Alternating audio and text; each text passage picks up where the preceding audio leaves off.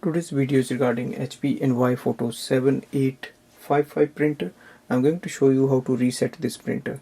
Now first step is to switch on the printer and go to the touch display panel. Scroll down the top bar, click on the setting icon. Now scroll down and look for the printer maintenance.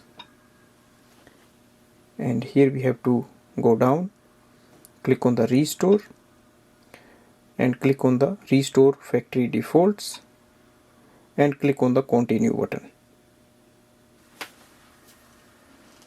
So this will restore everything to the factory defaults, and it will also remove the any administrative password or any other password you have put there, and it will be ready for the new setup.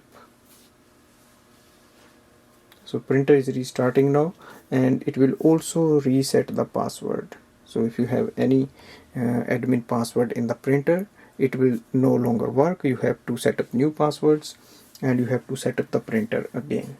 Thanks for watching.